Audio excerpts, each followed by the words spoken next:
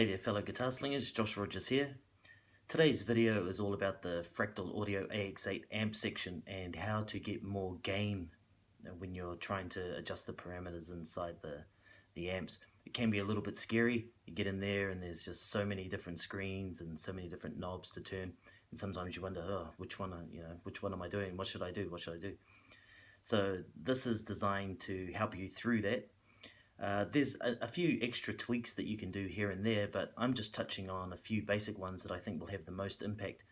Some of the other adjustments that you can do, they shape more of the color of the gain that you're getting rather than increasing or decreasing the gain itself. So let's head on over to the AX8 edit and check it out. Here we are in the AX8 edit screen. I've selected the Gibtone Scout amp. No real reason why, but we have to have some type of amp, so that's the one that I've selected. The first 7 tips for getting more or less gain in your amp setting is are all going to happen on the basic screen, which is this area here. So the first one is input drive. That can go anywhere from 0 all the way up to melt faces. Like several of the other parameters, it can also be controlled using an expression pedal. Number 2 is the input trim. This can go down to 0.1 and all the way up to 10, and it can also be controlled with an expression pedal. The next one is boost, on and off. If you turn it on, that will give you an extra 12 decibels into the input, and once again this can also be controlled with an expression pedal. The next one is the bright switch. This will only increase the gain in certain types of amps such as Plexi and Euro Blue, and once again they can also be controlled with an expression pedal. Moving along a little bit further, we have the saturation switch. The saturation switch requires a little bit more explanation. What it does is it actually emulates a famous preamp mod known as the Arredondo or the Jose. And essentially what that's doing is it's putting a Zener diode clipping stage just before the tone stack. The next one, we have the master volume trim. So that can go from 0.1 all the way up to 10, and this can also be controlled with an expression pedal. Whenever you see this little sign here, it means that that particular parameter can be controlled with an expression pedal. Moving up, we have like the holy grail. It's the master volume. This is the one that used to be used on the old amps to get the super saturated driven tones back in the day. So that can go from 0 all the way through to 10. Now we've moved on to the speaker screen. So we have a new set of parameters here. We're going to be dealing with the XFormer Match and XFormer Drive. If you're wondering what X stands for, it's just another way of saying transformer. So that may help you to understand. When I first saw XFormer, I was like, what is an XFormer? But it means transformer. So XFormer Match, what is that exactly?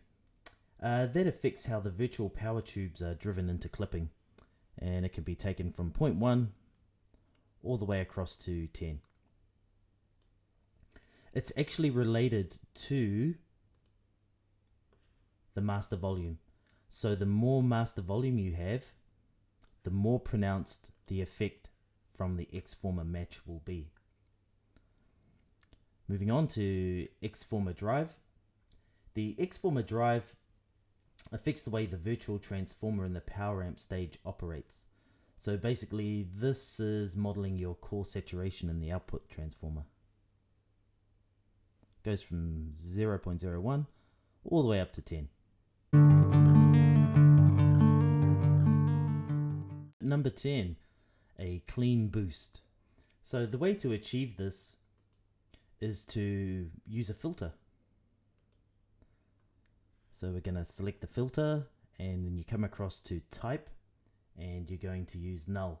The great thing with this is that it doesn't really use much CPU. As you can see up here, you know, it's only 15%. There's still a lot of CPU power left, and that can be quite important depending what other effects you decide to use in your settings. So the cool thing about this also is that you can control the gain with an expression pedal. Tip number 11, one of the old school techniques, is to introduce a drive pedal in front of the amp. So we come across to effect type, and there's a vast array of overdrive pedals to use. I'm using the T808OD for this particular example. The next parameter you're going to come across is the drive. This should be set to 0. As you can see, you can control this in real time with an expression pedal. The next parameter is the level, and you should take this up all the way to full. What that's going to allow you to do is to tighten up the overall tone and give you an increased bass response. But as you know, with all things, you've got to make sure it suits you and that you're tailoring it to your own sound. Tip number 12, adding an extra tube gain stage in front of the amp. So this is done in a similar way to tip number 11. So you're going to choose a drive, and this time we're going to be using a tape distortion, and then we're going to come across to the drive, and you should just use a moderate drive setting. Once again, you know, you tweak that to your own liking, and then come across to the clip type, and we're going to choose HV tube. If you're just wondering what HV means, it's high voltage, so nothing too complicated there. And this is going to help you to, you know, get a little bit more gain. This is the key here, just to keep working on this one so that it's appropriate for your overall amp block that you're driving. As you know, you can adjust this in real time using an expression pedal. Thanks a lot for watching my video. I hope you had fun. I did, you know, even making it was heaps of fun for me. I'm learning as we go, so I'm glad that I can share this knowledge with you.